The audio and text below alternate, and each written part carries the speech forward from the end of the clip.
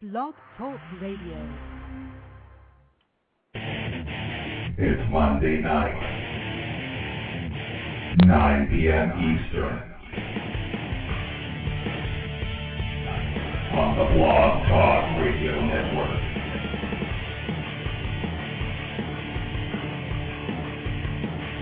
Once again, it's time for the most intriguing talk radio on the internet today.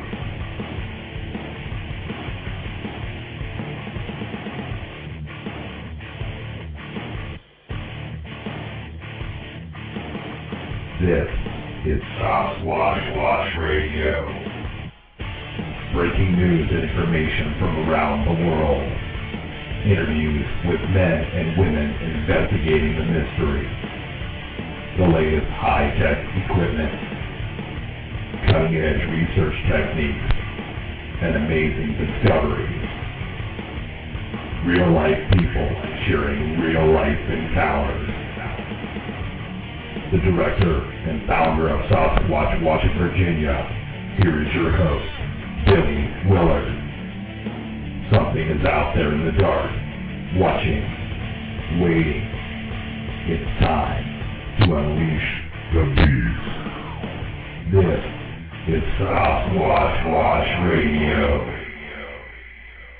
All right, everyone. Welcome to another edition of Sasquatch Watch Radio. Today is Monday, May 24th, 2010. I am your host, Billy Willard, and welcome my co-host, Mr. Mike Killen. How you doing tonight, Mike? Hey, Billy. I'm just fine. How are you? I'm doing just fine. Just doing fine. Good, good. I do have I don't know, it probably will be a cheerful announcement for Bruce. And maybe a little disappointing announcement for a few other folks, but a lot of this is due to I've opened up a company. The company has really taken off, and it's really limited a lot of my time, as well as the time that I have neglected to my wife. So we are going to shorten the show back down to 60 minutes.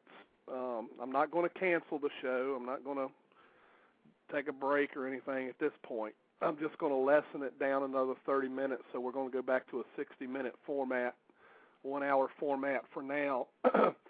Believe me, guys, I can get quite a bit done in 30 minutes. So I apologize, but it's something that I've got to do. If I don't do that, I have to cancel it, and I don't think people will be happy if I did that, except for Bruce. Yeah, except for Bruce and maybe one or two other people, but they're in the extreme minority, I'm sure. That's right. But Bruce is the leader of that vocal minority. Well, I tell you, since we're speaking about Bruce, I just got a text message from him as soon as the show started. And his exact words were, "I had to choose between listening to your show and eating barbecue. Guess which one I chose?" Well, that's what an easy one for Bruce. Yeah, real nice guy, isn't he? That's an easy choice for Bruce. I mean, come on. How are we going to win out in that situation? Anything in the world versus food for Bruce, it's a no-win situation for anything in the world, Oh, man. I'll tell you, one thing that really shocked me at the conference, in Ohio, when we were Bruce, being that we're on a Bruce conversation here, one thing that really surprised me, was that Bruce actually deferred and chose to go to the lounge and get the box dinner when he could have had the all-you-can-eat buffet for like $15. Now when does Bruce ever pass up a buffet? You know what I mean? I mean, when does he ever pass up an all-you-can-eat kind of dinner? That shocked me, I guess maybe it was because there was no steak on the buffet. That's probably why, Maybe why, yeah. But that's not like him. I know. If you've got a choice between all-you-can-eat for a set price or just a regular dinner, that was very shocking. Oh, man, I swear. We could just go on forever about Bruce, but we won't. We could do the whole show every week about Bruce. I know. Much to his chagrin, I'm sure, but we could. I know. Yeah. But anyway, without further ado, as everyone knows, our guest tonight is Mr. Scott Marlowe of Florida. Scott has been really busy lately from what he's been telling me, and he's going to give us a few updates on what he's been doing, what he's been up to. My understanding is he's been up to quite a bit, staying busy, and everybody welcome Scott Marlowe to the show. Welcome to the show, Scott. Well, thank you for having me. Well, we it's always appreciate a pleasure. you coming on. Appreciate you coming on. So, just in case we have a few people here, I mean, there's a couple here that I see that I don't recognize in the chat. So, kind of give everybody a little brief bio of who you are and what you do. Well, I've been doing cryptid work for 35 years, plus or minus a couple of years, starting pretty much down here in Florida when I was in college at Rollins. I stayed quiet about the work I was doing for years, and then when I retired and no longer had to worry about everybody pointing fingers at me and going, you know, that crackpot over there that believes in Bigfoot, yada, yada, I went public with what I know. But I've been teaching now for, I guess it's going on its 7th year, the cryptozoology course at Florida Keys Community College, which I do over the Internet, so everybody in the world, as long as they got access to a computer, can participate. And it's been going pretty good. I do research and work with the Pangea Institute. Most of my followers know that. And of late have been doing a lot of television, most notably Monster Quest. Right. Now, the one thing that I picked out in your bio there is they call you a crackpot too? Well, hell, back when I started this stuff, if you even hinted that you were interested in enigmatic animals, you had a tough time even getting a job. I just thought it was only me.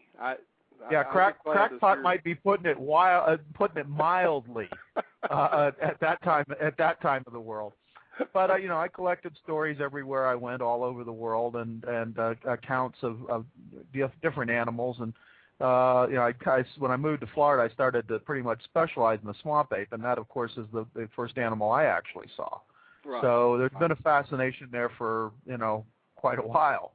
Right. And that's what I'm best known for. But I certainly work with all the other cryptids as well, particularly the plethora, if I may use that word, of cryptid animals we have here in Florida, which is considerable. Right. Well, now you just mentioned that you had a sighting of a swamp ape. How about telling us a little bit about that? Oh God, that story's getting so old it's got petrified dinosaur dung on it. Oh, that's okay. Everybody likes to hear it. All right. Well, I was obviously a young man in college taking classes, and some of them were at night. And one night, late October, early November, I came home.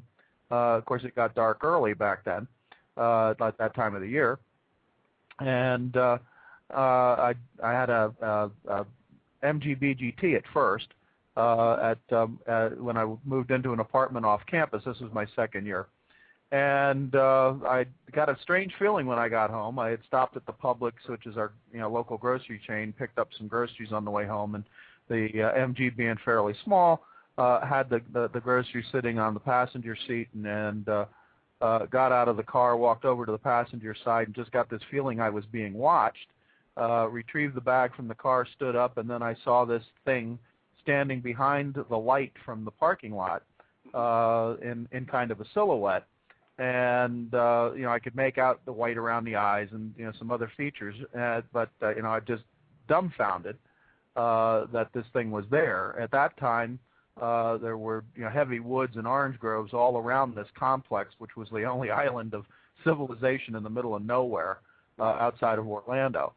So, and strangely, the back end of the complex, because I was over there a few months ago, the complex still exists. It's not in the form that it was back then, but the back end of it is still very much like it was, because there's like a greenway between it and the houses now that have sprung up behind it with the big developments.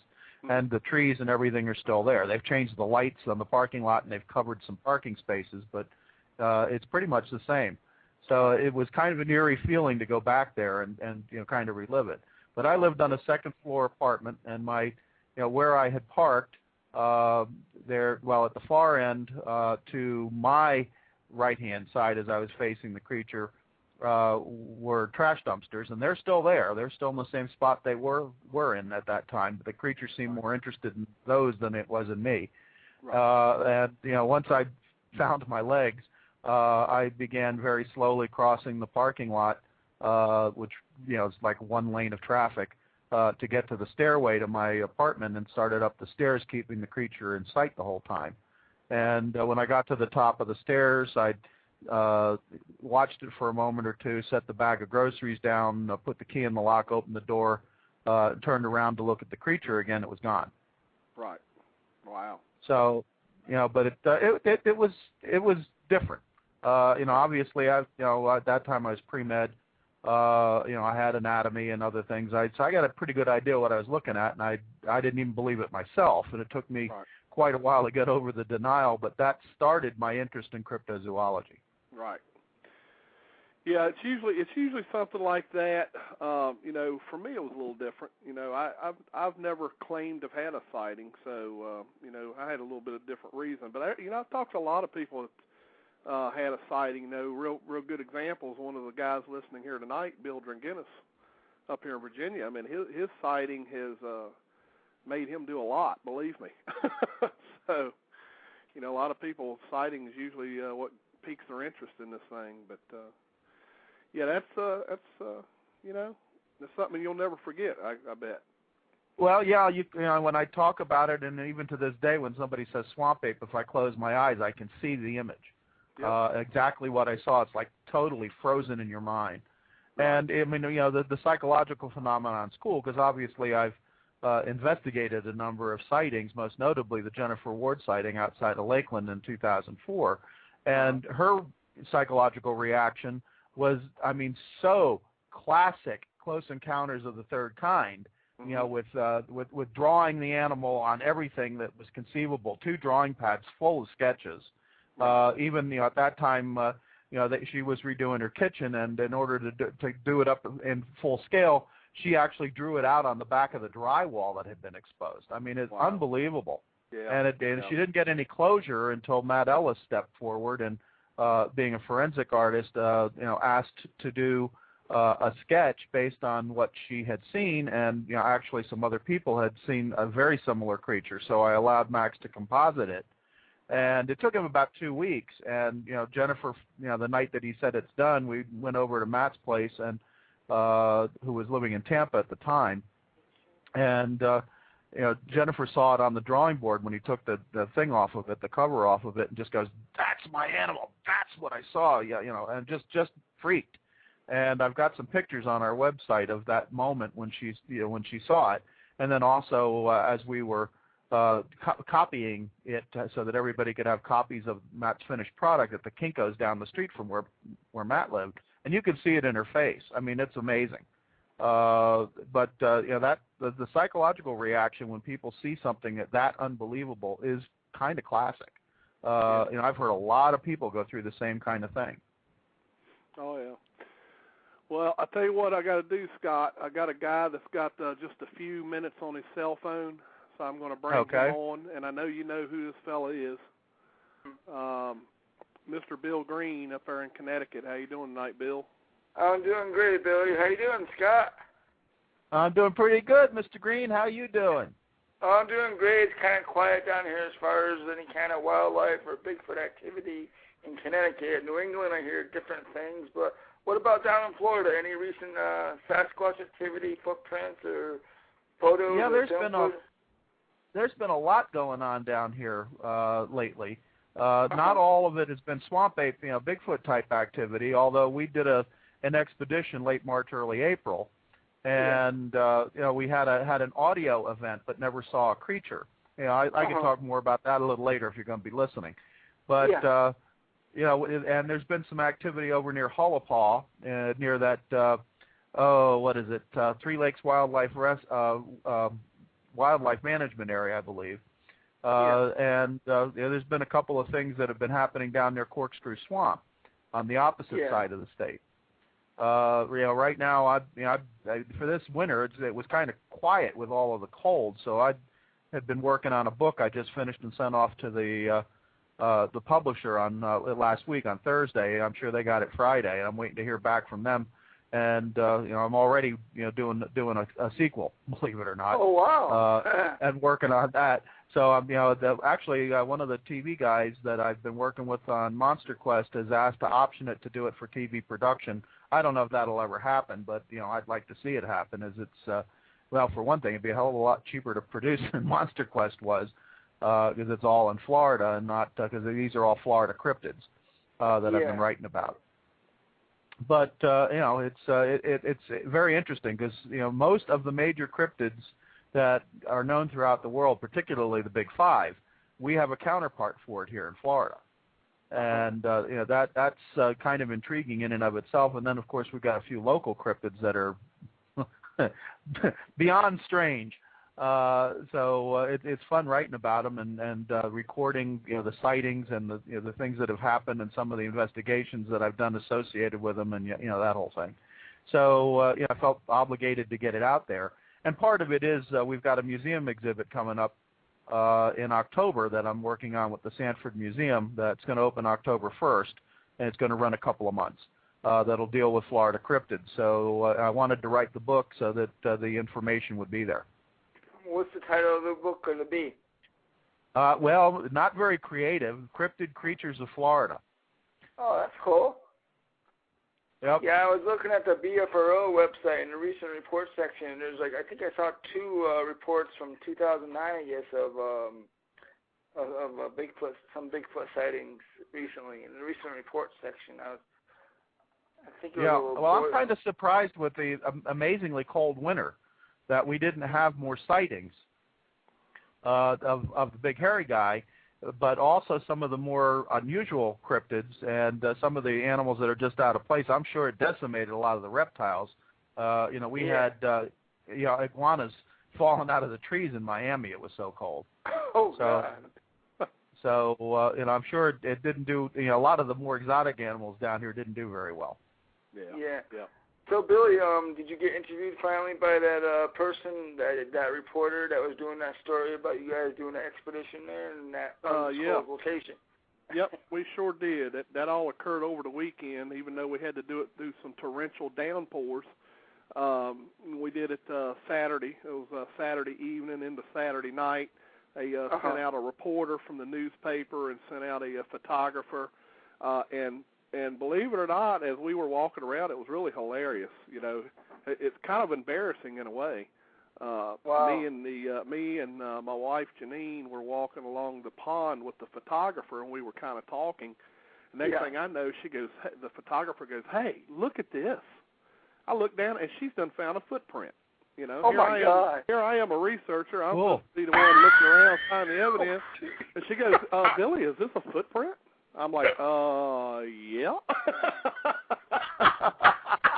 Oh, God. I was like, I can't wait to see the article. I said, I hope you don't print that in the newspaper that you read. I can relate. I'm sitting there jabbing my jaws. So, Billy, when's the article going to be on the internet news or whatever in that local paper? They're supposed to print the article tomorrow. Is what he's shooting for, and it'll be in a paper called the Freelance Star in Fredericksburg, Virginia. So, okay. So if he didn't get it out by the end of the day, he was telling me it would probably be coming out Tuesday. So. Okay, cool. So I'll look for it probably Tuesday or Wednesday. Yeah, probably so. Yeah. Well, distribute a link on that, Billy. I'd like to read it. I used to live up that way. Oh yeah, yep. Yeah. I will certainly do that. So, anything else happening up in Virginia, Billy? Any new rumors or? No, nothing new. We don't have anything new going on, so it's been rather quiet. Yeah. What about you, Mike? Anything new happening up in upstate New York, or have you heard anything from Nezra besides that other sighting there? I mean, I actually saw a report for you in the BFRO recent report section. You go look at it later. It's something from New York. I forgot what county it was from now off the top of my head, but have you heard anything new, Mike? We don't have anything new that was reported to us, Bill, as far as I know anyway. You got to remember, I'm way down here by New York City. We got people that live right up in that area. I'm sure Chuck sometimes gets reports that I'm not even privy to, because he talks to the locals up there. You know, I'll eventually hear about it through the grapevine, but I'm out of the loop, so to speak, as far as that area up there. And Scott, I got to ask you one more question. How do you think Hollywood is now treating the cryptozoology and the Sasquatch phenomena in general than they did in the past? Well, I mean, it's still pretty much the same thing. A lot of them still want to monsterify the creatures to make them, to fill that genre, and I understand that to some degree. But and then there are other people who are taking it way more seriously. I did Spooky Empire as a presentation late last year in October, and got the chance that I actually coveted. It was wonderful. Got the chance to meet and talk with John Landis. And, Landis, his very first movie was a cryptozoology movie. Yeah. And, and he was very fascinated by, the research going on and whatnot. So I can only hope that that'll filter down and become of greater interest in terms of more accurately portraying cryptozoologists. Although, who knows? I mean, I just did an episode of Wife Swap as a guest with Rob Robinson and his wife Tracy, who I recommended to them. And God knows what they're going to do to us. I'm sort of semi-expecting to get chopped up pretty good. But it'd be interesting to see what happens. All right. Well, I got to go, you guys. But, Scott, you're doing great research and do a great interview. And, Billy, keep up the good work. And keep in touch, Mike, about any sightings, yada, yada, yada. And I'll be listening to the show and other callers that call in. All right. Thanks for calling in, for real, Bill. All right. Bye. Thanks. Bye. Take care. Bye. Okay. Mike, if you want to, we can switch things up a little bit because you always end up doing it. You want me to go and kind of scan through the calls and let you continue the interview with Scott? If you want to do that, that's fine. I also have... I think we can do that because, I don't want you to have to do it all the time. I get to go have a little fun, too. I have 2 questions here also that were in the chat, so we can do that as well. All right. If you want to do that, and in the meantime, you and Scott, you can go over those questions with Scott, and then I'll go in here and screen these calls. I'll be back. All right. We'll do that. Right. All right, Okay. Billy. All right. Catch you in a bit. All right. All right, so I guess we'll just jump in with these 2 questions. Oh, by the way, before we get into the questions, you just mentioned being on the show Wife Swap. Did they finally get somebody? Because like a year and a half ago, they were sending emails to every cryptozoology website on the internet. I think they were looking for a somebody that's into cryptozoology to be on the show. Is that the reason they got you, or is it just for another reason? Actually, it was funny. At the time, I was, a friend of mine who runs Blue Heron International Pictures was releasing a movie that he did, Safe Haven. You there? Yeah, I'm here. Hello. Okay. And it was being released at the West Hollywood Film Festival, and I went out to Hollywood to represent the film. And while I was out there, I actually stopped by the ABC studios up in Culver City, and and they, I talked to them about possibly doing something. And that evening, when I was back in Santa Monica, I got a telephone call from New York, and it was really late New York time. But the producer that did the show contacted me and asked if I'd help them, and I agreed. And of course, at that time they wanted 2 Bigfoot families to interview for the show, but they wound up settling on 1 because they couldn't find a second that would work. And I recommended a gentleman who had been one of my students and is now my research associate down here, Rob Robinson, and his wife Tracy. They have a great family, and I thought that they'd be really good because they're very avid, and Tracy supports all of it and goes out on the expeditions and the whole shooting match. And as it turns out, they were absolutely perfect in the casting, and ABC loved it. So they went ahead and did the production in October. And we filmed it over a period of about 2 weeks here, and I think they did another week or two up. You know, if Rob's out there, you should call in because you better get it from the horse's mouth. But I think they did another week or maybe even more up in Alabama with the other family, who were definitely not believers. So there should be an interesting dynamic in the show.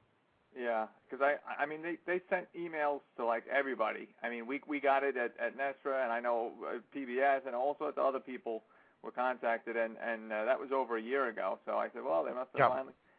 When I heard you mention that, I said, oh, they must have finally found themselves their cryptozoology, family, because that they had been searching for a while. Yeah, it was kind of a happy kismet. I just happened to be in the right place at the right time and dropped the bug in the right ear, and it got back to the New York production outfit that was doing it. And they called me and asked for help, and like I said, more than happy to help. Of course, I know the nature of the show. We knew that going into it. The college was on pins and needles that I got involved with them, afraid that they'd kind of make me look pretty foolish. But, they may or they may not. I don't know. For all I know, I'll wind up on the cutting room floor because I made a guest appearance in the episode. But it should be out in a couple of weeks, and, I'm sure everybody's going to want to watch it. I know I'm going to be glued to the TV set and hope to hell they don't try to make me look like an idiot. But at that time, I was having some pretty significant health problems. So there were things that I couldn't do that I wanted to do. Associated with the excursions out in the field where we took them. Right. All right. Well, I see we have a couple of callers that have questions, and we have questions from the chat. All right. Tell you what. I'm back, Mike. Hey, Billy. How are you? All right. I see we got a couple of people that want to. Yeah. Well, the one I just marked just so I could remember who it was. Okay. But we do have one. Do you want me to get him on? And well, Abe's got questions, so if you want to do that, and then, all right. I never did get to the questions from chat yet because I was chatting with the guest about the show. They wife swapped. They finally got their cryptozoologist family. So yeah. I had to find out about that because remember that email had been going around everywhere like over a year ago. Yeah, it was. Yeah. Yeah. Well, let's get Abe on here because I think Abe's got a question, Scott, about your sighting. You had mentioned that you had saw, the eyes and everything. So I think Abe's got a question. You on the show there, Abe? I'm here. How are you guys doing this evening? Good. Hey, Abe. Yes, Scott. Great talking to you. Hi, Mike. Pertaining to your sighting, you did say you seen the white around the eyes. I was wondering if that was the white of the eyebrows or the white of the skin color itself. No, the white of what is it? The cornea. Okay. I would say, of course, it was dark, and I mean, it was in a shadow. I could make out the white. Of course, I had much better vision then than I do now. So that in that regard, it looked like a human eye, but the eyes themselves were fairly dark in terms of the iris and all of that. So it was almost like a Mickey Mouse cartoon, staring at you. Right. That minimizes it, but that's I could see basically black and white, and I could make out what looked like matted fur and stuff like that. So I knew the creature was covered in hair, and I knew it was there, and not an optical illusion because it moved. It didn't make any vast motions, but it kind of swayed from one leg to the other as it stood there, rocking back and forth, kind of. Yeah. Why do you think that they do that? Well, I don't know. I tend to do that too because my legs start to go to sleep. So it could be a physiological thing, or it simply could that given the nature of their foot anatomy, it just might be more comfortable for them to keep shuffling them. So I'm not sure. Oh, I'm sorry. Go ahead. No, go ahead. I was going to ask you pertaining to the pupil. A lot of eyewitnesses say that the pupil are vertical, kind of like cats. Elliptical, I think is what it's called. No, I didn't see anything that indicated that at all. Okay. Well, thank you very much for taking the time to answer my questions, Scott and Mike and Billy. Now, we do have an animal down here in Florida that does have more cat-like eyes, and that is the wampus cat, which is more cat-like in its appearance, but still stands on 2 feet. Wow. I did not know that. Huh. Yeah. Interesting. Well, thanks for the education. Okay, no problem. All right. Thanks again, Scott, for answering my questions. Right. Billy and Mike, if I have another one, I'll just raise my hand. All right. Thanks, Abe. Thanks, buds. All right. Take care, Abe. All right. Now I'll let you, Mike. I'll let you go ahead and get to those questions. All right. Well, let's do that then. Well, this is from Irish guy. Being that Bill didn't really ask his his standard question, Irish asked it for him. He wants to know if Scott is investigating any recent sightings of footprints. Oh yeah. Oh yeah. Well, I got a telephone call in I guess it's early February from Rich Gilmore down in the Naples area, and he'd been fishing on a lake, which is really an old probably phosphate mine or sand mine, way out in the far reaches of the Naples area, off of Collier Boulevard. Now Collier's built up, but some of these dirt roads go for miles out into Big Cypress. In any case, I don't want to give up the specific location because we're actually doing work out there. But I know Rich, and I took his, which wasn't a sighting. He keeps hearing a strange animal out there. Took it somewhat seriously. But when we went down on an expedition in March, late March, early April, Rob, on his way in, because he missed that night, had a car problem, yada yada. He was supposed to arrive Friday night, so he came in like 5 o'clock in the morning on Saturday. And on the way in, he passed a TV crew out there filming. That was off of 19 over by Dave Shealy's place. And, I get people who try to punk me constantly. So as soon as I start hearing things like that, I get suspicious. So, I had all of the equipment that I needed in the RV, but, my eldest son, Tom, was asleep in the RV. Everybody else had gotten in late, early in the morning. Some of them didn't arrive till 1 o'clock, so I didn't want to rouse the whole expedition. And, Robert and I, because he had his four-wheel drive, went out to check it out to see if it was worth checking. And of course, don't you know, we get all the way out on the road, which wasn't that far away from the campground.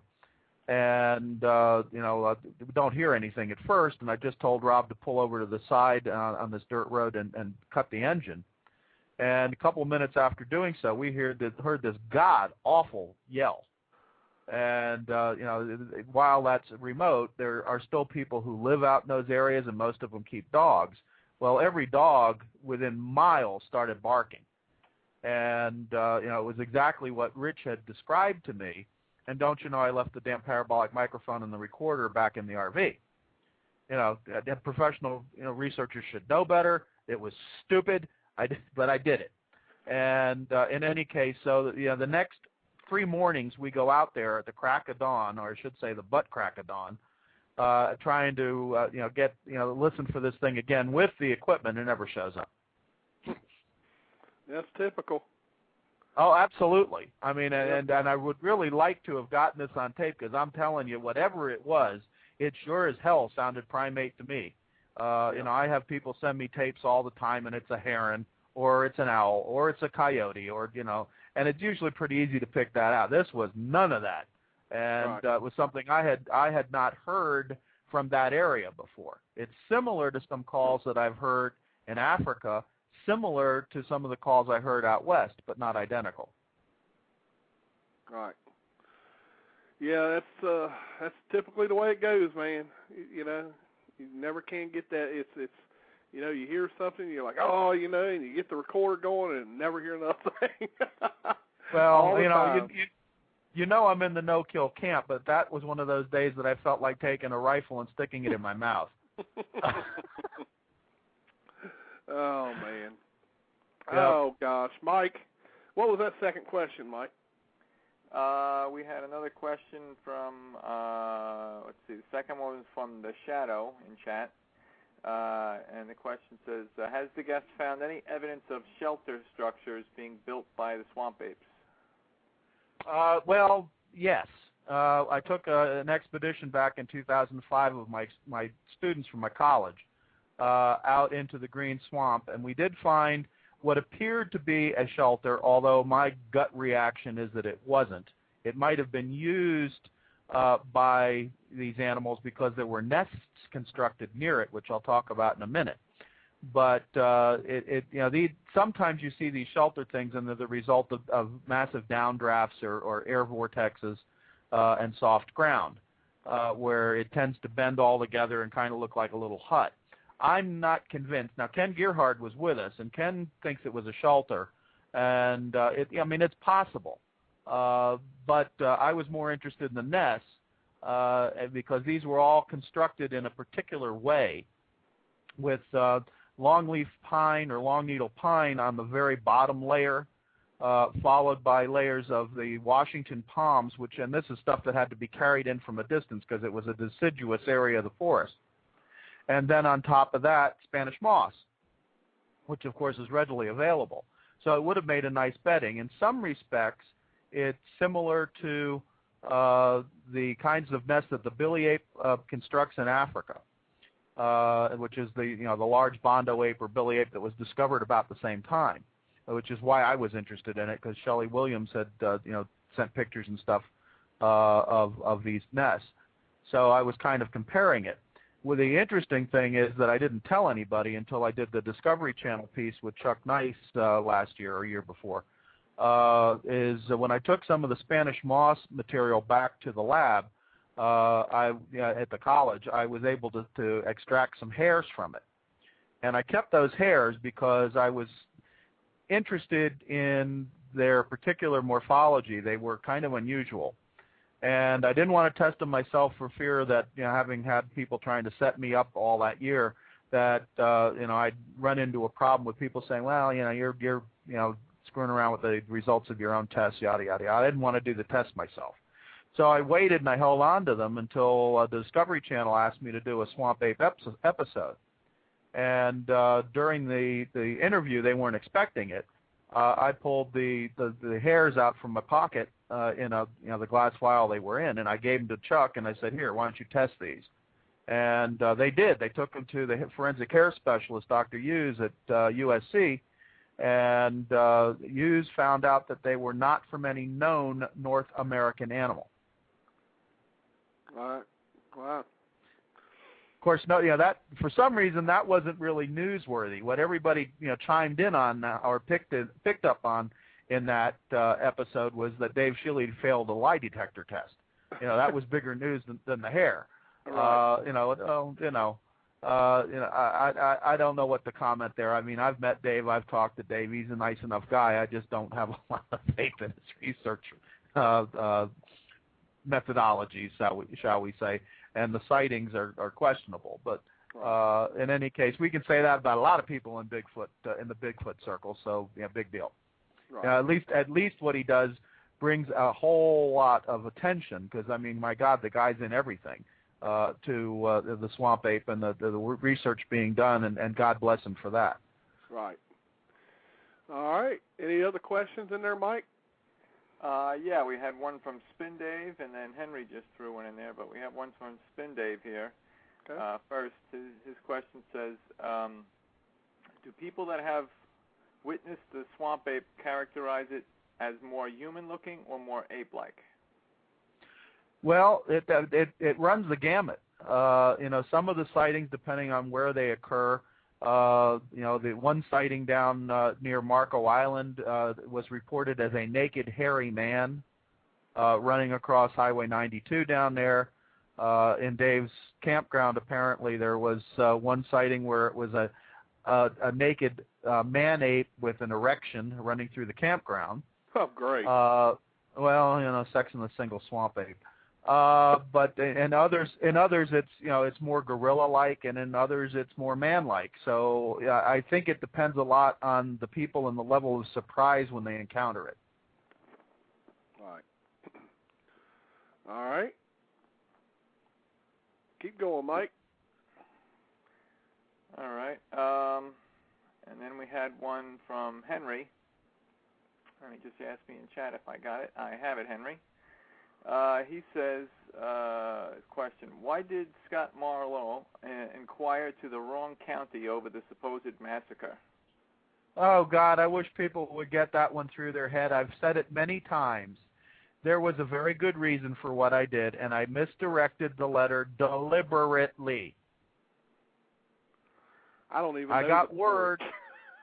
I got word that a gentleman with the initials TB, along with MK, had conspired, although I don't know that this is absolutely true, to host expeditions into the Bluff Creek area to research, quote, the Bigfoot massacre, unquote.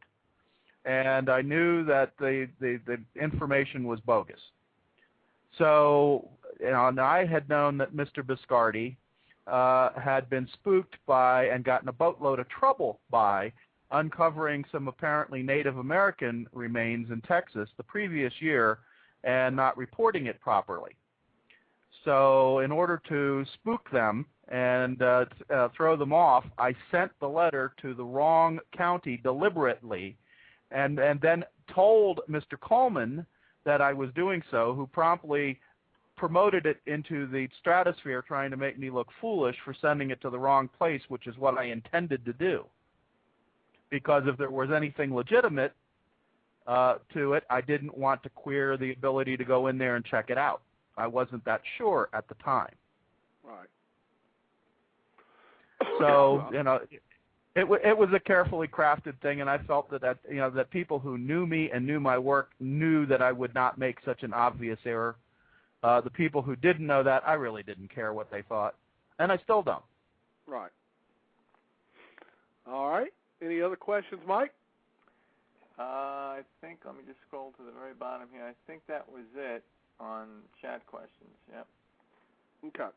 And I just checked the phone bank, and I don't see anybody with a hand up. You Okay. just have the That's a fun question anymore. I mean, that's kind of like the Miyaka skunk ape. The photo that just won't go away.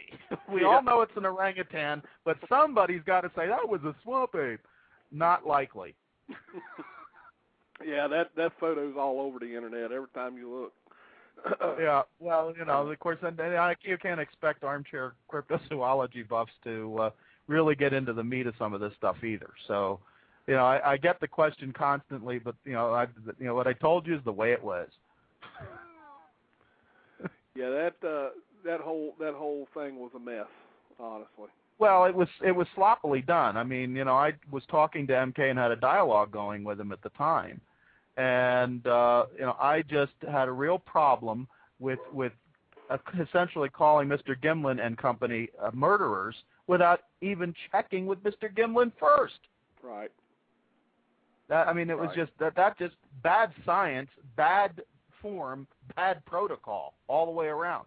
I'm going to call a spade a spade. That's all it was. It was dumb, and right. and I'm glad it was handled the way it was. Right. Yeah, I had the opportunity to meet Bob Gimlin on a couple of occasions. Once at Washington, and then once right here at the Ohio conference. And I tell you, he's such a pleasant guy, just a fun guy to be around. He's got so many stories about. Just listening to his stories on how to, handle horses is just amazing. Oh yeah. The guy you're just glued to him. He's the nicest guy in the world. Yeah. Yeah. Well, it just seems incongruent to me that he would butcher an entire Bigfoot family, or anybody associated with him would. And I think the guy at least deserved the opportunity to be confronted with MK's photographic evidence, if you will, before you try to embarrass the guy and stick him in brand him a murderer. Because you remember MK had pronounced, and Coleman had a field day with his pronouncement in the previous year that the Patty in the Bigfoot film was a Digger Indian. Right. Yeah, i.e. human. So in effect, he's saying it's murder. Right. Yes, it can be a mess. Yeah, well, that's what happens when you want to weave a tangled web. Yeah. But in any case, a lot of people, got hurt in that whole thing. But I'm glad that it came out the way it did. And in the end, the next thing we heard from TB and company was Bigfoot in the freezer. Right. Yes, and that was a joke. Equally preposterous. So I'm trying very hard to forget that. Trust me. Oh, well, you know, I've got a much longer memory. I still remember I've got Bigfoot trapped in the garage.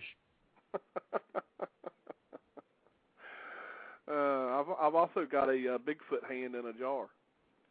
Yeah, well, yeah, and I've seen that, and he's not too happy. He got Don Monroe to contact me to ask me my opinion of it, trying to trap me into saying it was what it wasn't, and it's a black bear. Right. It's a taxonomical refuge that you know was skinned and used, and the hand was thrown away, or the paw was thrown away. But I even had to double check me. I sent it to the zoology experts up at the University of Florida, the X-ray and the photo, and they concurred that it was exactly what I said it was, a black bear paw. Right. Yep. Any more questions in there, Mike, before I ask Scott another question? Yeah, we had two more okay. Two more questions. Let's see. We had a question from the Shadow, and we had a question from the Florida Squatch. Let's see. Shadow was first. His question. Yeah, only the Shadow knows. Yes. It says, any evidence that they use fire? None that I have seen, except for the Barden Booger, which I don't think is a Bigfoot creature. Okay. Yeah, there's some pretty significant physiological differences. The Barden Booger supposedly runs around with a lantern stealing lingerie off of clotheslines.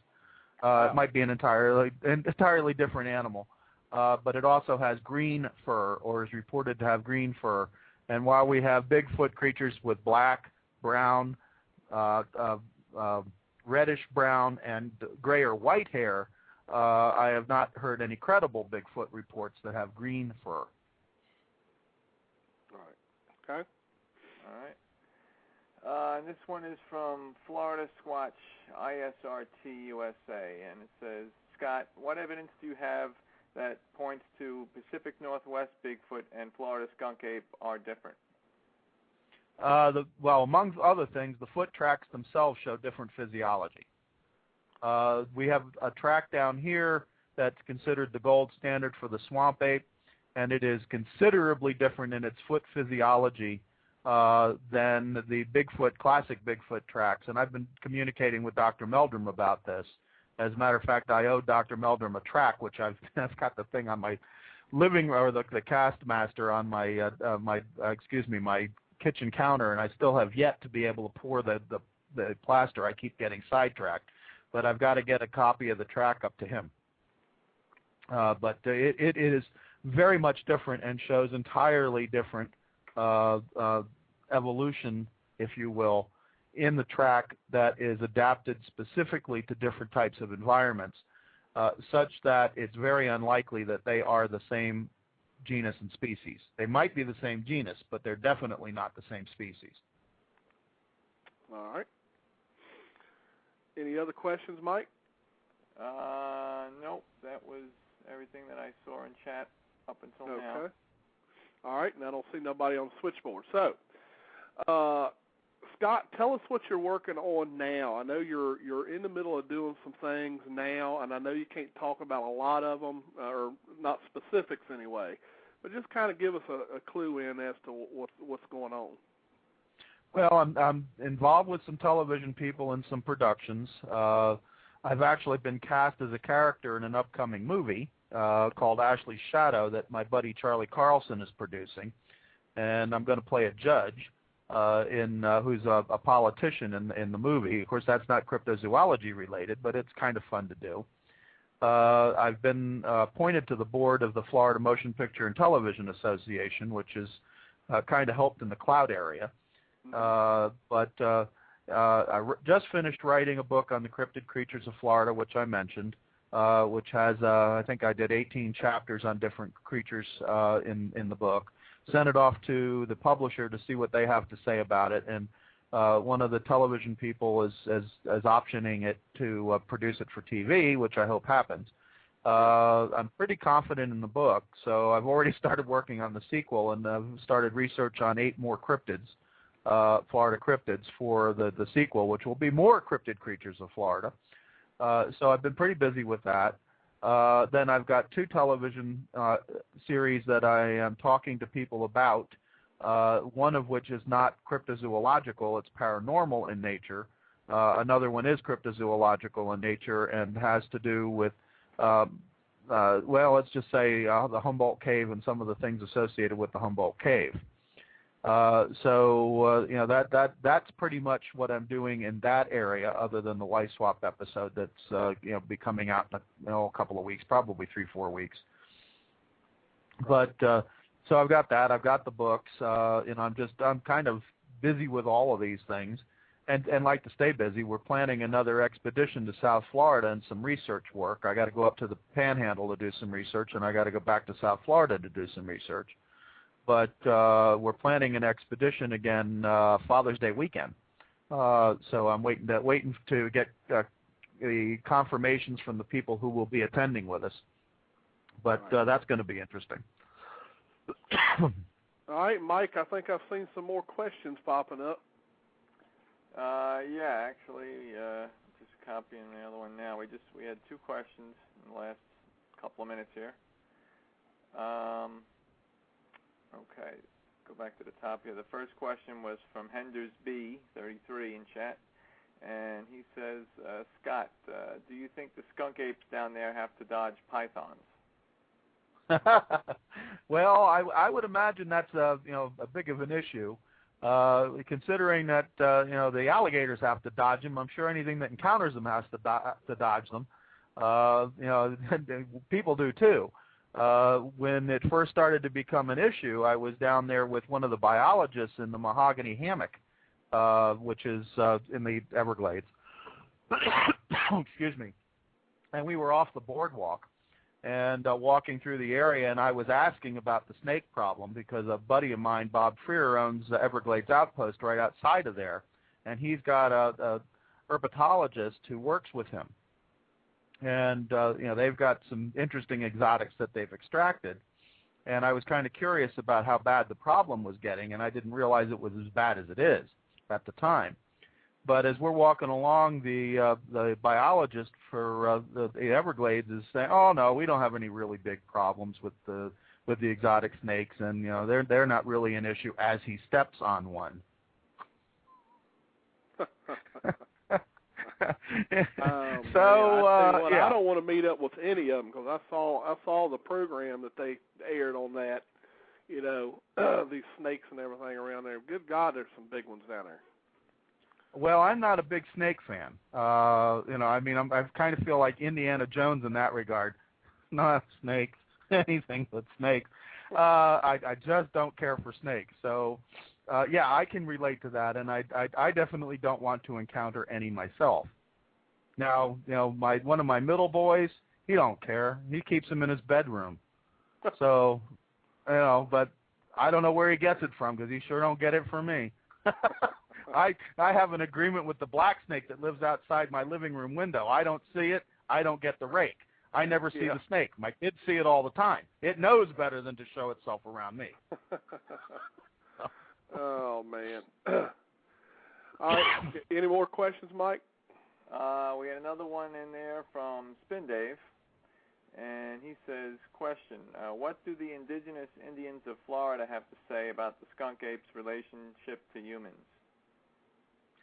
Well, they view it as kind of an omen of foreboding or bad luck, and they really don't even like to talk about it. I only have a few Miccosukee friends who will actually discuss the subject with me. And most of them, you know, they give you a blank stare and find an excuse to make themselves scarce, you know, immediately upon you trying to bring it up. But they've got some very interesting behaviors associated with the legend.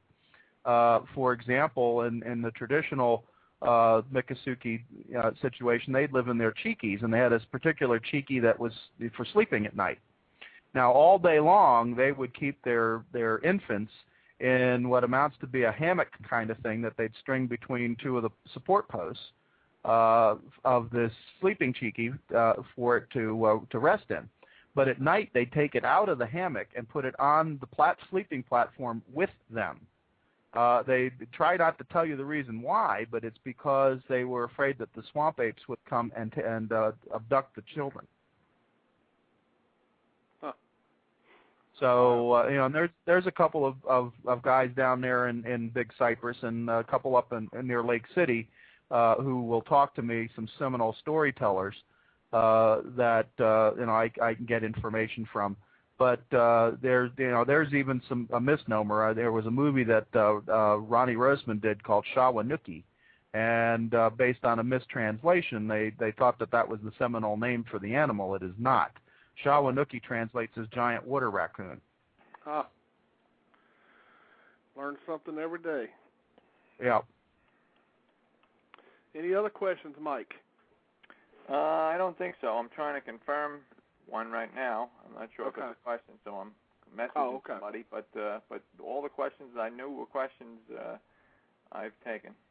Okay. God, we got to come up with something. We got a couple of we got half an hour left, don't we? I don't know. You ain't ready for a break, are you? No. So far, I'm doing okay. So. Okay. All right. As long as you're all right. I'm amazed that an hour's gone by. Yeah, the hour usually goes by really quickly. So. It surely does, and of course, working with you guys is a good time. So good times don't last long enough. So. Well, I'm amazed. You've told us that there are so many cryptids. And you've talked about some cryptids I didn't even know existed. I mean, how many? Is there a number? I mean, do you have a number of how many different cryptids there are supposedly that's been seen in Florida? Well, there's more if you're going to personalize them highly, but based on what I've done so far, you got 18 chapters in the original book and 8 additional, so that's 26 cryptids right there. Yeah. And and some of them are unique to Florida. For example, I'm sure most of your listeners have never heard of the Cracker Dog Killer. Right. It's an otter. I haven't heard. It's an otter-like animal that likes to grab on to unsuspecting, overly inquisitive canines, drown them, and then eat them, and leave their bones piled up outside of its lodge, which it makes at the base of a tree or in a hollow log. There's just so many of these animals down here. It's the Phantom Flyer, which is our equivalent to Mothman, which is also very fascinating. There's just so many of these things. There's even the giant Juno worm, which was recently discovered and filmed, so it's not really a cryptid anymore. But the thing is like this enormous 30 to 40 foot long living intestine. Now, I've got to ask this, Scott. I mean, some of the things that you're talking about, some of these cryptids, are really, really. I mean, a lot of people think Bigfoot's way out there, but some of the stuff that you're mentioning now really sounds really out there. I mean, are these stories that have you talked to the people and you believe that they're really telling you the truth? Oh yeah, and this is one of the things that's fun about the book is I give the solutions, or at least a possible solution to the story. Mm-hmm. One of the things that I think is bad science is to enter into a situation with anecdotal evidence where you immediately assume you're dealing with a crackpot, a nut, or somebody who's trying to pull your leg. Mm-hmm. And you discount everything they say. You need to pay particular attention to every single aspect of everything that's uttered, because they may believe it, and of course you have to assess the value of the witness at some point, but typically there is some answer to go along with what they think they saw. And remember, the key word is think. Okay. There in every single one of the cryptids that I've written about so far, there is an answer. Right. And I give the answers in the book, or at least possible answers in the book, right, and an explanation of how it occurs. Right. Now, when will the book be available? Do you know? Well, typically, if the shoe dropped tomorrow and the publisher said, "Yeah, let's do it," it takes about 14 months to get something out in the press. If I don't get a positive response, I'll probably publish the thing myself and have it available by October. Got it. So, okay.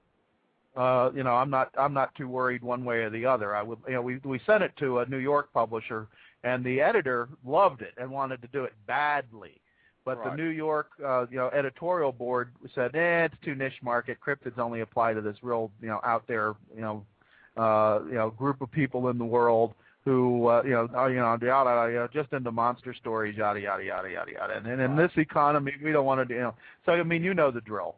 I kind of expected that. The publisher that I'm working with now specializes in things that are targeted specifically at Florida, and they're really great people. They've put out a lot of good books, so I'm feeling pretty good about it. I have a feeling they're going to say yes. Right. So, I'll be disappointed if they don't, but, hey, I'll see that the material gets out there because people want to read it. People want to know it. Right. So, there's plenty of ways to get it done. Right. All right. Mike, you got more questions piling up there? I'll tell you what, before I get a question, let me just mention this for anyone that might be listening live and not necessarily in the chat. If you all want to call in and you have a question for Scott, the call-in number is 347-237-5070. We've got plenty of lines. You ain't got to worry about the line being busy. 347-237-5070. I have unlimited lines, so don't worry about it. Mike, go ahead and ask one of the questions. Okay. Well, we had a question from Nancy. I know Scott mentioned about the tracks, but I guess her question was asking what other proof, I guess. She says, what proof does he have that they are different species? What kind of information does they have to back that statement up? I know he mentioned the tracks, but maybe she's looking for additional information. Did you hear that, Scott? Oh, did we lose him? I don't know. Let's see here. Oh, my gosh, yep, we did. Yeah, but you know what? A new number just popped up at the bottom with the hand up. I bet you that's him maybe calling back in. It just popped up on the very bottom there. Hey, Billy. Yeah, yep, I hear you. Okay, well, I'm back. I don't know if it was a Skype thing at my end or a Blog Talk glitch, but it's hard to tell. It could be either. At least I could get back through this time. Yeah. Flip a coin on that one, Scott. Who knows? All right, go ahead. He probably didn't hear the question, Mike. Well, at least I can't blame it on Verizon. Can't you hear me now? Yeah. Yeah. All right, what was the question? Okay, I'll read it again. Yeah. This was from Nancy. She basically, I know you touched on it earlier when you mentioned about the tracks, but she wanted to know what other type of evidence might you have that you think proves that these are in fact different species of creature, like the swamp ape to the Pacific Northwest. Well, another good piece is the hair evidence I mentioned earlier.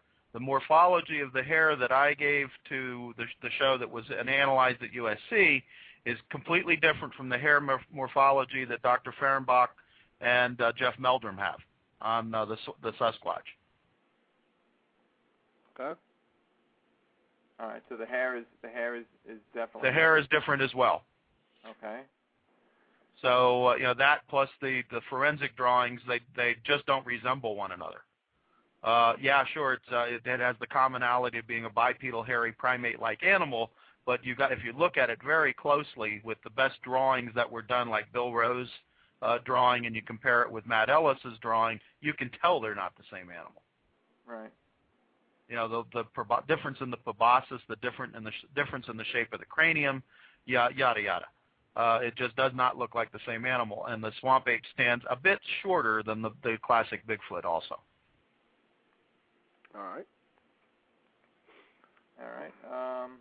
And let's see. Then we had another one here. This is from Henders B. again. It says, Scott, as far as the cryptids you hear about, do you think they're undiscovered species or perhaps mutations of known species? Well, I mean, it's possible, and there's plenty of room within the area of cryptids for it to be both. Now, the vast majority of cryptid sightings are known animals that are just seen outside of their ordinary habitat. On the other hand, there are still animals out there that we're discovering all the time that are not known species and are being newly identified. And there's hybridization going on. I mean, evolution, and here I am in the Bible Belt talking evolution. I'll wind up getting drawn and quartered, and there'll be an effigy burning of me out my front yard later on tonight. But anyway, evolution is an ongoing process. So hybridization up to a point, and animals evolving is something that continues to occur. And when the environment puts pressure, as is the case with global warming now, on these animals, they tend to adapt, or at least the most survivable of them survive. They mate, and this goes on and on and on. This is clearly something that's clearly seen in the quote sea monster down in Lake Worth that Dr. Patuk and I did the work on for the Monster Quest episode. You had a bearded seal, which is an Arctic animal, living in tropical waters, migrating with manatees. Now, why is it doing that? Well, one time we had seals here in the Caribbean monk seal, which is what I thought it was originally. And that's because lots of fishermen, commercial fishermen, still report them out there periodically. And there have been, and Dr. Patuk thought it was a hooded seal because hooded seals have been seen as far south as the Virgin Islands. But it turns out it's a bearded seal. Well, the fact that we no longer have a good population of the Caribbean monk seal in an area where they once existed leaves an opening, a void that nature will fill. And with global warming, the seals are adapting to warmer temperature water. So, we're going to start seeing these seals coming down here and filling that ecological niche. They will, after a period of time, evolve into a new species, having done so. All right. Keep it going, Mike. All right. Then we had another one from Spin Dave. It says, question, do you have a theory as to why we are not having any success at getting good film footage of a Sasquatch? Well, I'm not so sure that we haven't. I mean, some of it is obviously hoaxed, but I still think, and I believe in the genuine nature of the patty film. I have seen things that the average Joe has not seen in terms of analysis of the film and things that have been done to the film, particularly with regard to muscle tone and what have you, that makes it very hard for me to even begin to believe that it's a guy in a suit. If it was, that suit is so far ahead of its time, given when this thing was actually filmed, that the cost of it for two guys who like to play jokes would have been so astronomically out of sight that there's no way they could have done it. So, we do have some good footage. The Russians have some good footage. The Chinese have some good footage. It's just not seen the light of day in the media yet. Right. Yeah, the whole thing with the patty film is a no-brainer to me. Even with the available video footage that you can see today, there's just no way that's a suit, hands down. There's no way. Well, and MK's not the only one that's been doing analysis of the footage either. Right. So, there's quite a few people out there who are very gifted at doing that kind of photo work or video work. And I've seen more than what MK has to show. And it's just, in my estimation, it's just not possible for that to be a fake. Right. All right, keep going there, Mike. All right. Then we have another one from Henders B, and he wants to hear Scott's wildest skunk ape story. Wildest skunk ape story? Now, I'm not sure what they mean by wild. I mean, I just love a wild woman, but I won't go that far. I guess most interesting, most exciting. On the other hand, I've had a Russian nurse that probably would have made Bigfoot look like Twiggy. Yeah. But I mean, I paraphrase, but I mean, it word for word, it says, "What's the wildest skunk ape story you got?" I think one of the strangest ones is Turgenev, the writer, who did the book Fathers and Sons, Russian writer.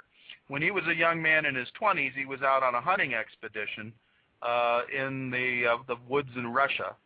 And, being a young guy and doing what young guys do, he got tired of it being kind of hot and decided when he found a nice cool mountain, or should I say forest stream, decided to strip down and, do a little private skinny dipping in the stream to cool off. Well, he did that, and he was paddling around and finally decided to rest along an embankment and leaned back on the embankment and closed his eyes for a few moments. Then he heard something and opened his eyes, and he looks up, and he sees this extremely hairy woman and her hand coming down to get him, which was also very, very hairy. Needless to say, it was an almasty. He swims in a major panic to the opposite side, this thing in hot pursuit, runs stark naked through the forest and out into the meadow to the nearest town for help. This thing is pursuing him up to the point that she would be seen, and then just retreated back into the woods.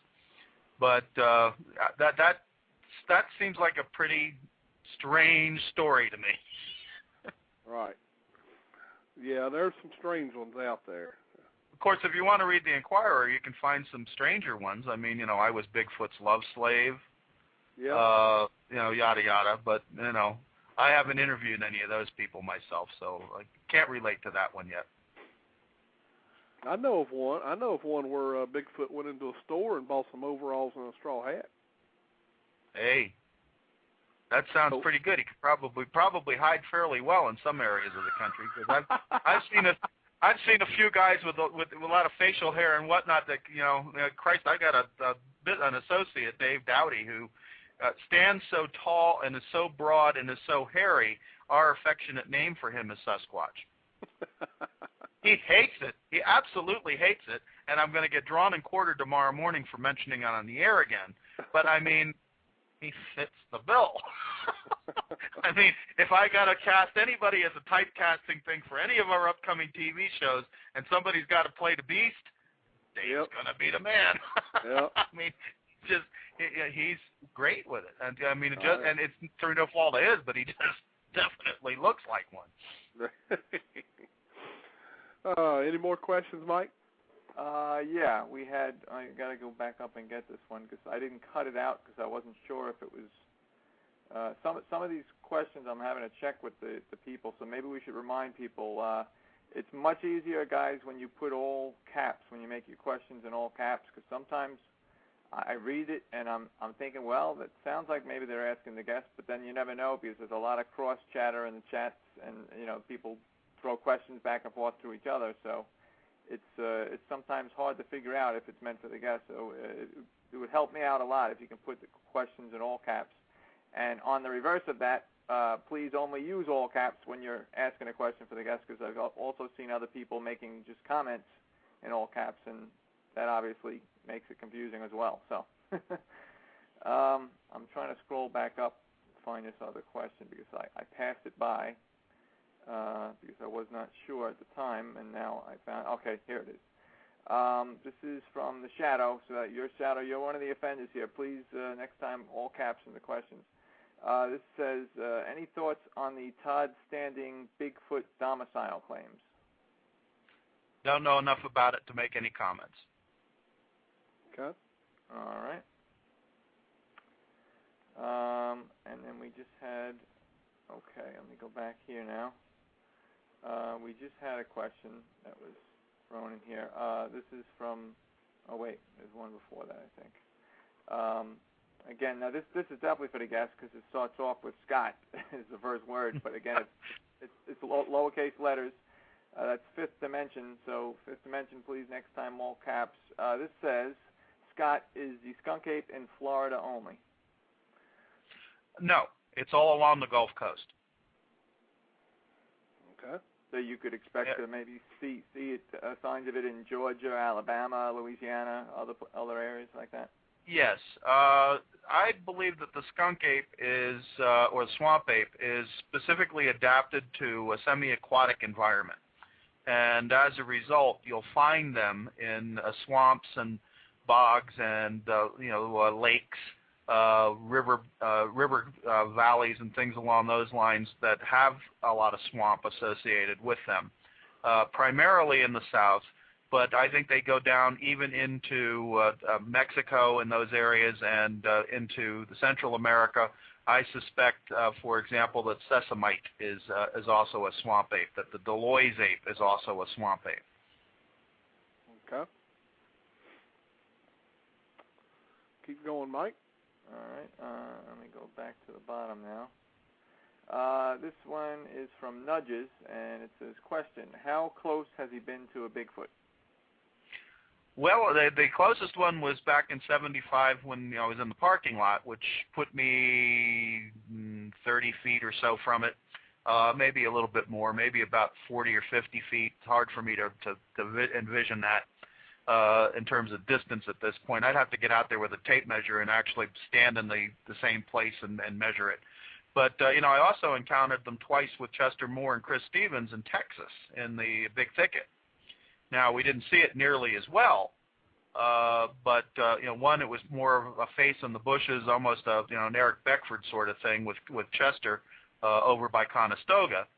And then, at a different location that I've been sworn to secrecy about near Chester's place, near Orange, Texas, we saw it on a infrared scope, a passive infrared scope, that Chester handed me and pointed to it, and I could see the thing leaning out from behind a tree and moving back and forth as this big green blob on the scope. And that's the one that threw a stick at me and hit me in the back of the head too. I think he was giving you a clue. Well, I was kind of surprised. It shocked me. It kind of scared them. And I didn't find out until 2 days later after, Chester, because I had been staying with Chester, he finally told me that his father had the same experience and it threw something at his dad, too. Yep. And Chester knows what he's doing. He's a pretty intelligent guy. All right, Mike, any more? Last two just got typed in. Yeah, this is both from Florida Squatch, ISRT. It says, Scott, have you read any reports that point to the Bigfoot in Florida as being the same size as the creatures in the Pacific Northwest? The swamp ape, as an aggregate whole of all of the reports that I've got of it here, compared to the Bigfoot reports in the BIFRO database, the swamp ape stands a full foot shorter than the Bigfoot, at least. Okay. So you haven't heard any reports where they describe it as being the same, like 7-8 foot in height? Well, I've heard Bigfoot reports at 7 or 8 feet, and I've heard swamp ape reports at 7 or 8 feet. But most people put the classic Bigfoot at a much taller height, somewhere around 10 feet. I kind of have a problem with that measurement, but it certainly is possible. Jeff Meldrum seems to think that we're looking at a mutation, if you will, or an ancestor, a progeny of the Gigantopithecus blackie, which I personally don't think could stand up and walk bipedally as a habitual animal. But he believes that the adaptations over millions of years have resulted in the classic Sasquatch of the Pacific Northwest. I think that the swamp ape evolved from the Diropithecus and Oreopithecus from Central Africa by way of Europe and migrated here along the ice bridge and what have you from Europe along the Gulf Coast or along the Atlantic coast and down into the Gulf. So we're looking at something that came across Beringia versus something that I think had migrated here from Central Africa. Right. And the Mediterranean. All right, and then Florida Squatch follows up with, he wants to know, how do you know that they are apes? He's asking Scott. By the behavior, well, by number one, the behavior, number two, the appearance, and number three, the apparent anatomy. To turn my chair. Oh.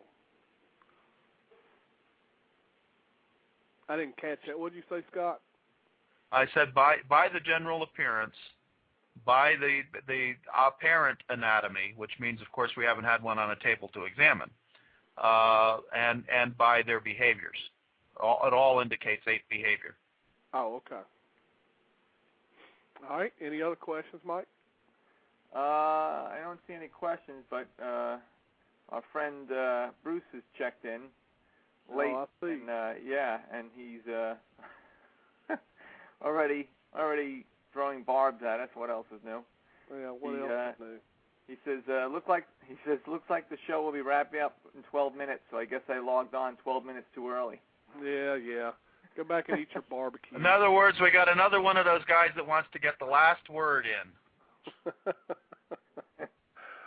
Oh, he's got a question for Scott there. Good. He just typed one in. Yeah. Bruce has a question for Scott. It says, have you seen any evidence of the three-toed skunk ape in Florida? The three-toed tracks in Florida that I have seen are composited emu tracks. Now, these are castings. Composited emu tracks with a black bear. Okay. So there you go, Bruce. I do not buy the three-toed tracks unless there's been a lot of inbreeding, and the three-toed tracks that I've seen are nonsense. Right. And some people believe that they're just gator tracks. Well, yes and no, but you can kind of tell the difference. The individual who shall remain nameless that produced the three-toed tracks down here runs a petting zoo associated with his campground and museum. And at one time he had an emu, and at one time he had a black bear. Do the math. Yep. Gotcha. All right. Any other questions, Mike? Nope. That was Creature had the last one there. That was the last one that I see. All right. Let me see. Wow, we got 10 more minutes. Yeah, I'm just making sure we don't have any callers that I missed here. Nope, don't see any. Okay.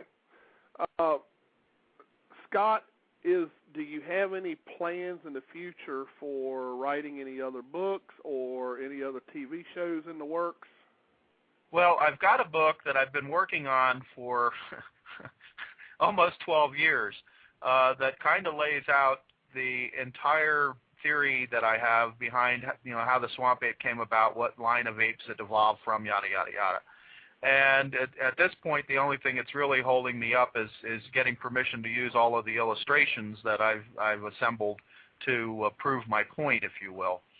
And that's the only thing holding that book up from being completed and put out there. A few people within the industry have seen it in its incomplete format, or as incomplete form, and have read the manuscript, but very few people have.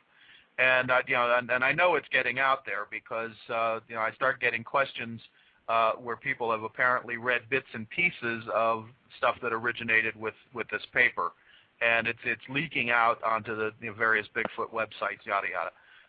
And then that's fine. But as long as I get a chance to clarify things that people don't quite get, particularly the genetics, I don't have a real problem with it per se. But that's one book I want to get out there. And I've also been working periodically on a field manual for, this is how you properly conduct, which I basically am writing for my cryptozoology class, which, by the way, will start September 13th again this year at Florida Keys Community College. They're taking registrations now for anybody who'd like to take the class. But in any case, doing a field manual on how to conduct cryptid research. So hopefully I'll have those done before I pass away. Well, what are you trying to give yourself an early funeral or something? Oh, no. I'm not trying to rush things. I mean, there's a lot I'd like to finish before, before they pull the sheet over my head. Yeah. But, you can't stop getting older, and things tend to deteriorate with age. So, first thing to go is usually the knees. Yeah, well, I've got that problem, and the eyesight's going with it. So, thank God, because this last book that I did, I had to my eyesight's starting to become real problematic, and I had to actually dictate it into the computer my eldest boy's a computer genius and hooked me up with some software that translates your voice into typing. And so I actually dictated the entire book, which was kind of cool. So, we'll find a way to adapt around most of it, and I should be able to finish all of the publication projects and things I've got going. But, it just basically stay tuned, and as long as I hear people are interested, I'm certainly going to keep working at it. Yep. All right, I think I've seen a ton more questions come in. Let's see how many minutes we got here. We're down to the last 4 minutes, Mike. You better see what you can do. I didn't lose you, did I, Mike? Uh-oh. Michael. Did we lose Mike? I think we have the typical Blog Talk gremlins are at it again. Hey, Billy, can you hear me now? Yeah, now I hear you. You muted yourself. Yeah, well, no. I jumped down to quickly check these two lines because we're down to 5 minutes here, but there's two people popped up with their hand up, and I keep forgetting that stupid thing mutes me every time I go to screen the calls here. Oh. We had two callers. One has since hung up, changed his mind, I guess, but we have 541 area code hanging on that had a question about possible Bigfoot language. Okay, well, I'll grab them real quick. All right. Area code 541, you're on the air. Yeah, hey, this is Toby. I thought I'd raise my hand here. I just wanted to check and see if the guest had spoken about possible Bigfoot language, i.e. Ron Moorhead and Scott Nelson showing up here at the Oregon Sasquatch Symposium. All right, Scott, have you heard anything about Bigfoot language or skunk ape language or anything down in Florida? Well, it wouldn't surprise me a bit if they had some kind of communication ability. Of course, everybody's heard of the wood knocks and things like that, which seems to be some sort of communication. Take, for example, Coco the gorilla, who has learned symbolic language. There are numerous chimpanzee examples where they've learned symbolic language, and we are talking about a higher primate. So there's no reason that I can see that a Bigfoot creature wouldn't also develop some ability to articulate, not necessarily like we do, but to be able to form at least rudimentary words and have some kind of rudimentary language, although I very rarely, if ever, hear anyone talking about it, other than Janice Carter. Well, yeah, Scott Nelson will be talking about it up here in Eugene. In fact, I just got off the phone with him last week, and, Scott's going to be delivering something I don't think he's delivered anywhere else, and that's the baseline for the phonetic alphabet of the Sierra Sound. So that might be something that will change, cryptid research as it relates to. Well, if he's writing it up as a professional paper, I'd love to see that. Yeah, he sure is. In fact, if you can make it out here to the West Coast, you can talk to him all about it. Well, if I can get out there, I'm supposed to go to a wedding June 26th, but I don't know if I'm going to be able to make it. That's all right. I'll marry you. You can come out here. No, thank you. I need that kind of wedding is not. Let's just say, homie, don't swing that way. But I wouldn't mind getting together and taking the tour with you, and and doing that kind of thing. So maybe Billy will be kind enough to give me your contact information, or you can send it to me, and we might be able to hook up if I get out there.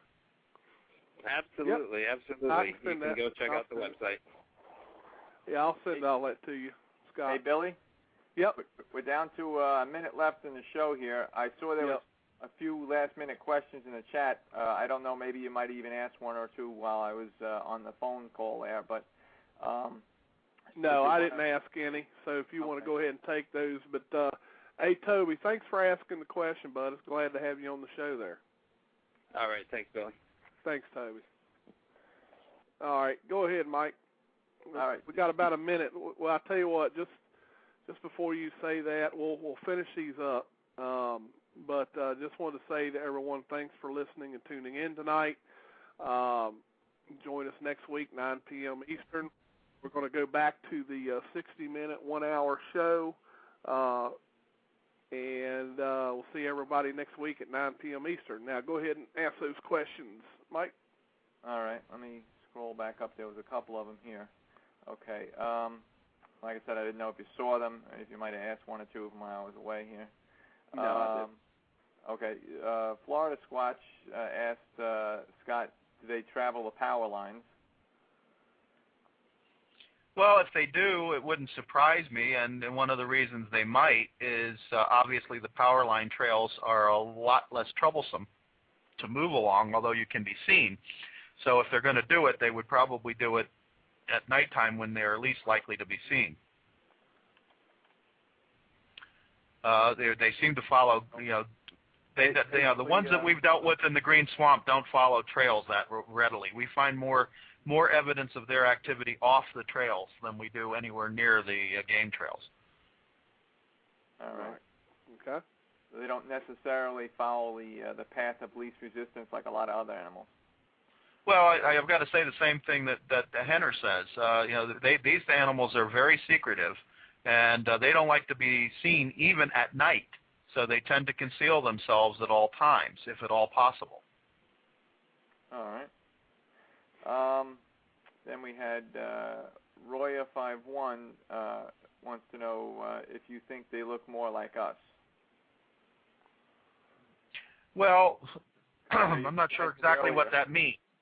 I'm assuming he means, or he or she, I'm not sure if Roya is a female or male, but well, apparently they want to know, do you think they look more human? But I know earlier in the show you described them as apparently looking more ape-like.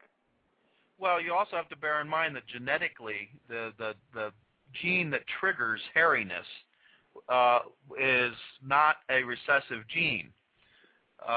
So it was the norm for all human species before Homo sapiens sapiens.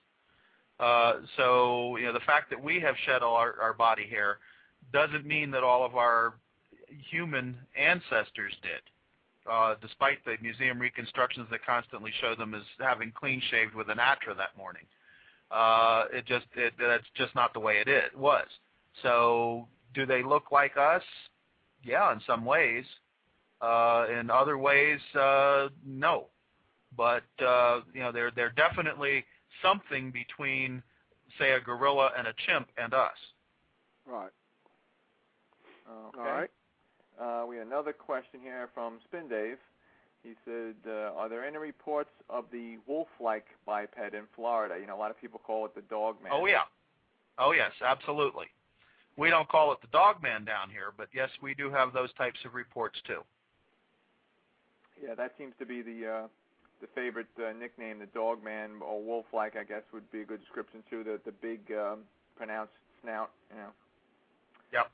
Well, the werewolf-type animals, yes, we do have those down here, too. Okay. All right. But the expert on werewolf, you got to talk to my good buddy and colleague, Linda Godfrey. She's the reigning expert on that subject. Okay.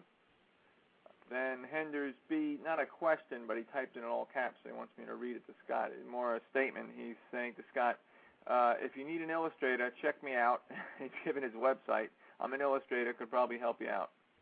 Well, then drop me an email and let me know you're there, and I'll get in touch with you when the time comes. All right. Let's see. I know there was another one here. Fifth Dimension asked, Scott, have you heard of any sightings in areas that have been affected by the oil slick, the oil spill? Not yet, but I'm kind of expecting it to be an interesting summer with that issue. Okay. And let's see, was there another one here? I'm trying to scroll down. I think that was it. All right. I think you covered them all. Oh, well, we'll have to do it again. Apparently we got everybody all excited and into Twitter. Yeah, exactly. Well, Scott, thanks a lot for being on the show. We appreciate it. I know you got a busy schedule, so we do appreciate you coming on the show. Appreciate you having me. I had a good time. Yep, it was fun. So I hope all of your listeners had a great time, too. I'm sure they did. We had quite a few. So thanks again, Scott. We really appreciate it, and we'll be talking to you soon, I'm sure. All right. You guys take care. Have a good evening. Right. Thanks. Take care. All right, Mike, we've wrapped up another one. Yes, we have. Yep. We will go back to the 1 hour format starting next week. Have not lined up the guest yet for next week, but I'm sure that I'm going to get a good one as usual. And so we're going back to the 60-minute format until further notice. Yep. For the foreseeable future, anyway, for a while, and then we'll see what happens down the road. That's right. All right. Gotcha. All right. So anything else you want to add, Mike, before we take off? I just want to know that hopefully he listens to the archive, you know. Funny, Bruce comes into the chat. He's in the chat 2 minutes. He's already picking on us and picking on the show, you know. But yet the guy keeps coming back. I mean, he must be a glutton for punishment as well as food, you know. He must likes be punishment. Yeah. He must be. He keeps coming back. So he has to come in and tell everybody that he had beef brisket, and then start in. So that's okay. That's okay. I know where he lives. Yeah. You better remember that, right? That's right. All right, Mike. Well, we're gonna call it a night, and we'll see you next week at 9 p.m. Eastern. All right. Sounds good. All right, Billy. You take care, and good night, folks. To everybody listening out there, we appreciate it, and we will catch you all again next week, Monday night, 9 p.m. Eastern. All right. Good night, everybody. All right. Good night. A legend passed down through the generations. A myth to some, reality to others. Thousands claim to have encountered this creature from all around the world.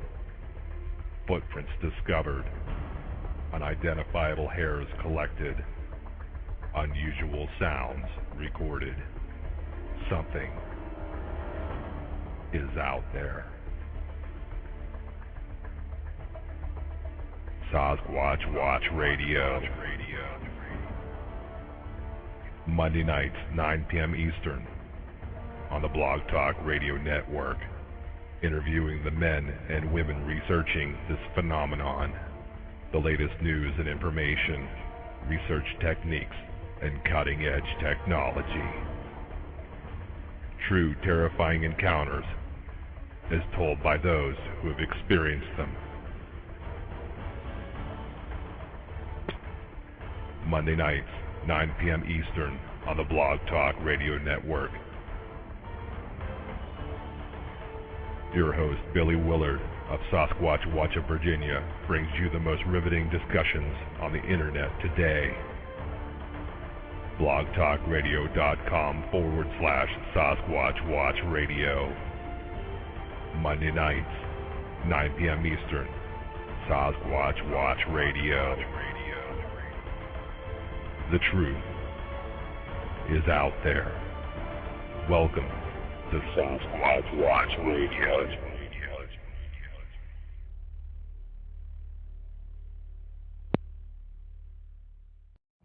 Every day, we rise, challenging ourselves to work for what we believe in. At U.S. Border Patrol, protecting our borders is more than a job. It's a calling. Agents answer the call, working together to keep our country and communities safe. If you are ready for a new mission, join U.S. Border Patrol and go beyond. Learn more at cbp.gov/careers.